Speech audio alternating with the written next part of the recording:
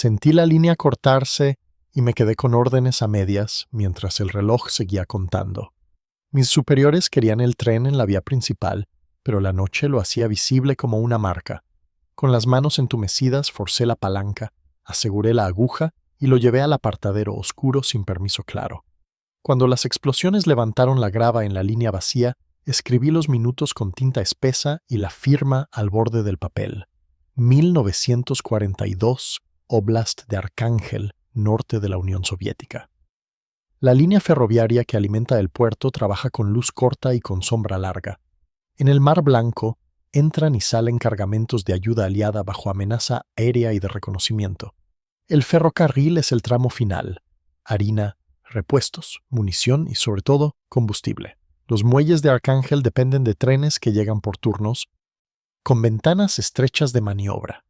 En un puesto de agujas y horarios, a varios kilómetros del muelle, el trabajo se mide en minutos. El ancla de esta historia es un despachador ferroviario soviético asignado a una sección de cruces y apartaderos. Su función es clara en el papel: alinear cambios, despejar la vía principal y sostener el plan diario de tiempos. Su restricción es medible.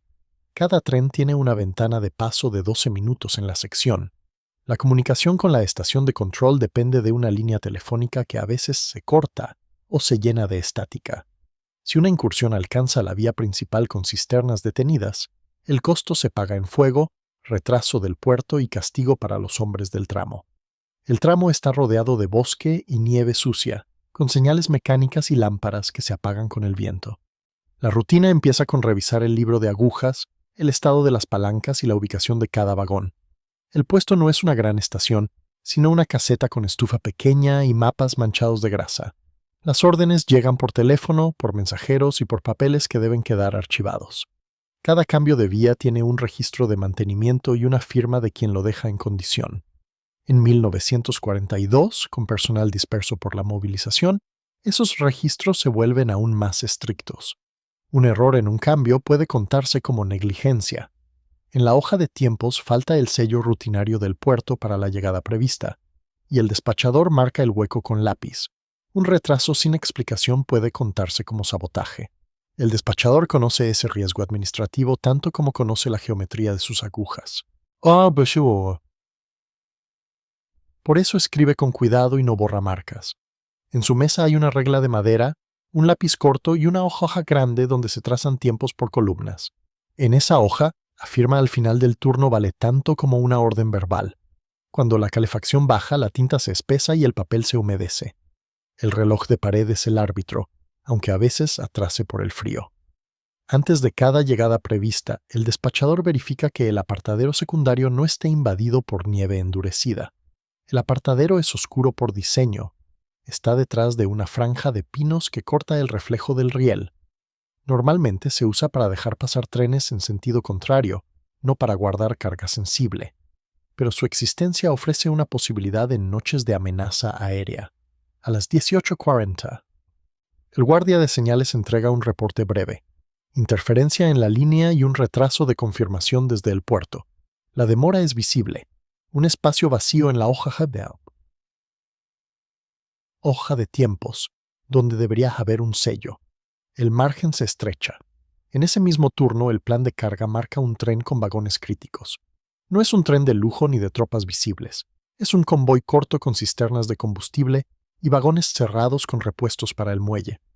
La orden escrita, copiada a mano, indica mantener esos vagones en vía principal para un empalme rápido hacia el puerto.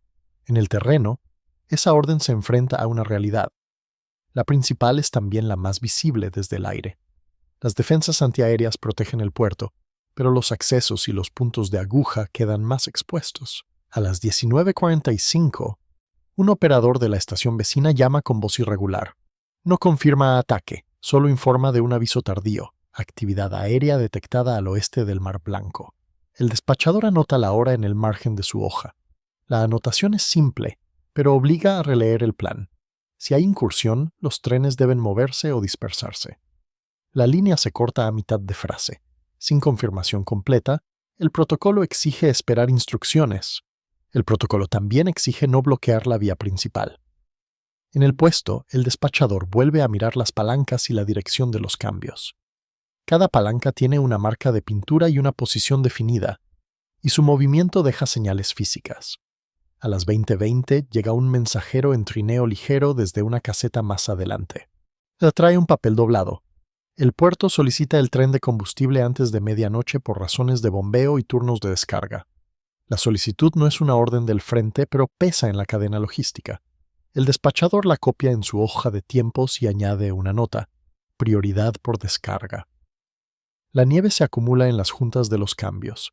Las agujas necesitan limpieza periódica para no quedar a medio asiento. En condiciones normales, 2 hombres con palas mantienen la zona despejada. Esa noche solo hay uno, porque la cuadrilla está repartida entre otras secciones. A las 21:15, el viento gira y apaga una lámpara exterior. La consecuencia visible es inmediata. El patio queda con una franja de sombra donde la aguja no se ve completa. El guardia la enciende de nuevo con una mano protegida por guante grueso. La mecha tarda en estabilizarse. El despachador marca en su libro que la lámpara falló una vez. Esa línea T escrita parece pequeña, pero en un sumario puede volverse grande. A las 22:00, el tren crítico aparece con ruido pesado y vapor bajo. No entra a toda velocidad, se acerca con precaución porque la señal de entrada está en amarillo. El maquinista espera la indicación para seguir hacia el puerto o detenerse en la sección. En la vía principal, las cisternas quedan alineadas donde el movimiento al muelle sería directo. A esa hora, el despacho todavía no tiene una confirmación formal de ataque.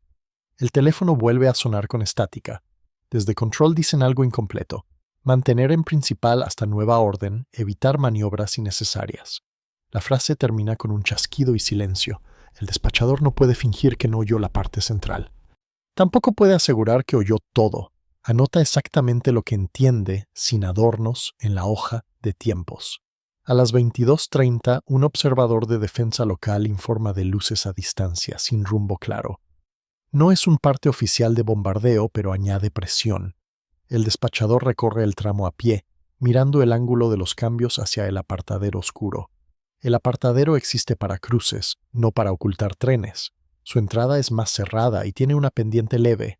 Mover cisternas ahí implica riesgo de descarrilar si una aguja queda mal asentada. También implica perder minutos, y esos minutos pueden costar un turno de descarga.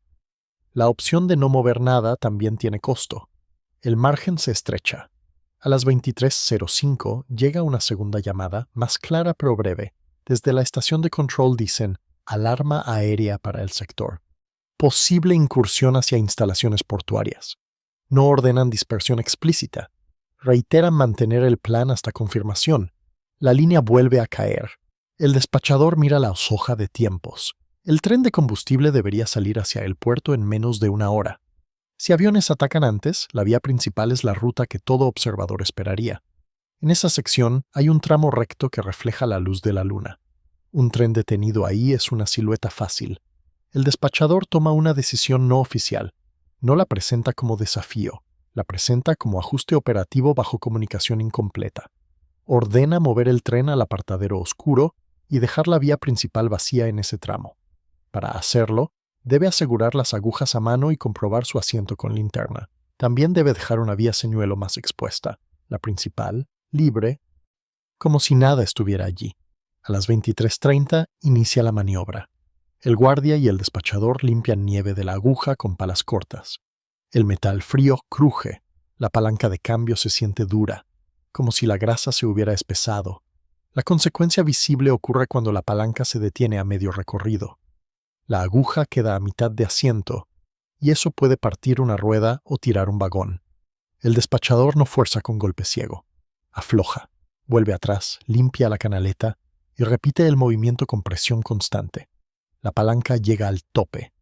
Él coloca el seguro mecánico y lo revisa con la mano. Deja una marca con tiza junto al mecanismo para registrar posición. Esa marca será luego una evidencia de que el cambio se aseguró. A las 23:47, el maquinista recibe la señal de avanzar lento. Las cisternas se mueven con chirrido leve. Cada eje pasa sobre la aguja recién asentada. El despachador mira la distancia entre rueda y carril con la linterna cubierta. No hay espacio para brillo innecesario. El tren entra al apartadero donde los árboles recortan su silueta. A las 00:10, después de medianoche, la maniobra termina. El tren queda detenido en sombra, con freno de mano aplicado y calzas colocadas. El despachador registra el tiempo exacto en la hoja. También registra el minuto en que la principal quedó libre. En el mismo papel mantiene 2 columnas: plan y realidad. A las 00:25, el teléfono vuelve con un pulso de vida. Desde control preguntan por la ubicación del tren crítico. El despachador responde con datos, no con discurso. Indica: apartado por prevención, principal despejada, cambio asegurado, tiempo de reintegración estimado. La respuesta provoca un silencio corto al otro lado. Luego llega una frase seca: espere instrucciones y prepare retorno cuando sea posible. No hay aprobación formal. Tampoco hay orden de revertir de inmediato. Entre 00:30 y 01:00, el puesto trabaja en silencio. El despachador repasa el listado de vagones y confirma que las cisternas quedaron con frenos aplicados. Revisa los sellos y busca, con luz mínima, cualquier goteo que delate olor a combustible. Ordena colocar un trapo oscuro sobre una rendija de la caseta que deja escapar claridad. El guardia prepara una linterna de reserva y guarda fósforos en un bolsillo seco. En el libro, el despachador traza una línea para separar rumor de dato. En la columna de realidad, deja espacio para lo que aún no puede escribir. En la columna de plan, subraya el horario que ya no podrá cumplirse si llega el ataque. Un tren vacío pasa a lo lejos sin luces como práctica de reducción de silueta. El sonido se va rápido, pero recuerda que la sección sigue viva y vulnerable. El despachador vuelve a tocar la palanca asegurada, como comprobación física. El metal sigue firme y esa certeza pequeña sostiene la espera. El margen se estrecha. A la 1:05 se oyen motores lejanos, primero como zumbido, luego como golpes en el aire. No hay sirenas en esa caseta. El aviso llega por oído y por reflejos. Los hombres apagan cualquier luz directa. Se tumban cerca del terraplén, lejos de los vagones. La consecuencia visible llega con la primera explosión a distancia. La onda mueve la nieve suelta del talud y hace vibrar los alambres de señal. Un segundo estallido, más cerca. Levanta una columna negra detrás del bosque. La vía principal, recta y visible, recibe la atención. A la 1:20 se escucha el crujido de grava y hierro. Un fragmento cae sobre el techo de la caseta como piedra. El despachador no corre hacia el tren oculto, sabe que el movimiento en plena pasada es peor. Se queda pegado al suelo, contando intervalos por costumbre de oficio. A la 1:40 las detonaciones se espacian. Un avión pasa bajo, y su sombra corta el claro por un instante. No se oye fuego propio en esa zona. El combate se concentra más cerca del puerto. A las 2:05, el ruido se aleja hacia el este. El despachador se levanta y revisa primero la integridad de los cambios. La palanca asegurada sigue en su marca. El seguro no se soltó. La tiza, pese al viento, todavía señala el punto. En la vía principal, a cientos de metros, aparece un cráter visible. No es una herida pequeña. El terraplén está roto y la grava está lanzada hacia los costados. Un segundo impacto dejó un tramo de riel ligeramente levantado. A las 2:30, los hombres recorren la principal con linterna baja. Encuentran cables cortados y una señal caída. La consecuencia operativa es clara. Por ese tramo, el paso queda restringido y requiere inspección. El tren crítico, en el apartadero, sigue intacto y oculto. El despachador registra daños en un cuaderno separado, con localización aproximada por postes de kilómetro. A las 3:10 llega por fin un parte más formal desde la estación. La voz está cansada. Piden estado de la sección y preguntan si hubo incendio. El despachador informa de cráteres en la principal y de apartaderos sin impactos. También indica que el tren de combustible no puede salir hasta que se verifique continuidad en el tramo hacia el puerto. La prioridad cambia, ya no es velocidad, es continuidad segura. Después del parte de las 3:10 se toma una medida provisional. El despachador manda colocar una señal manual de detención en el acceso dañado, con linterna cubierta. Se clava una estaca junto al terraplén para marcar el borde del cráter y evitar pasos en falso. Un hombre corre hacia la estación vecina con un mensaje escrito: cráteres en principal, paso restringido, espera de inspección. En la nieve, las huellas muestran el apuro y también el camino seguro entre pinos. En el patio se apilan traviesas viejas y piedras, listas para un parche rápido si lo ordenan. El silencio trae otra preocupación, que la incursión regrese cuando ya haya gente trabajando en la línea. Por eso, los hombres se mueven en parejas y se detienen a escuchar cada pocos minutos. Antes del amanecer, una pequeña comisión aparece con un encargado de vía. Traen una cinta de medir, un formulario y sellos. A las 4:05 inspeccionan el cráter más cercano. Miden profundidad, observan fragmentos y anotan dirección probable de caída. No intentan reconstruir estrategias, solo fijan hechos. La consecuencia visible para el registro es un riel doblado que obliga a cortar el tramo y colocar señal de detención. En la hoja oficial, el encargado ubica los impactos en la vía principal, no en el apartadero.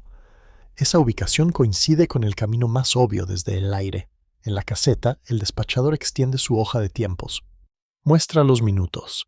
23:30 inicio, 0:10 fin de maniobra, 0:25 consulta de control. Los datos están firmados por él y por el guardia de señales. La firma no es heroísmo, es responsabilidad. La comisión pregunta por qué movió el tren sin una orden clara. La pregunta se formula como procedimiento, no como acusación abierta. El despachador responde con un argumento medible. Señala la ventana de 12 minutos, la pérdida de comunicación y la exposición de la principal. Indica que la maniobra se hizo a velocidad mínima, con aguja asegurada y calzas colocadas. Muestra la marca de tiza todavía visible en el mecanismo. En el libro de agujas, la anotación de la lámpara apagada y la interferencia quedan como contexto. No hay discursos sobre gloria, hay documentos. A las 5:20, con primeras luces grises, reparadores llegan con herramientas y traviesas. El tramo dañado se convierte en un punto de trabajo. Se retira grava suelta y se endereza lo posible para permitir paso limitado. El puerto necesita combustible. El tren oculto no puede quedarse indefinidamente. A las 6 de la mañana, el encargado autoriza un movimiento controlado. No es un retorno al plan original. Es un paso con restricciones, velocidad baja, vigilancia a pie y señal manual. El despachador vuelve al cambio del apartadero. Repite limpieza, vuelve a comprobar asiento. El metal está húmedo por la noche larga. A las 6:15 el tren sale del apartadero. Pasa la aguja sin golpe. Se reintegra a una ruta alternativa, no por el tramo más expuesto. El trayecto hacia el puerto se hace con demoras. En el muelle, los turnos se reordenan. La descarga no es perfecta.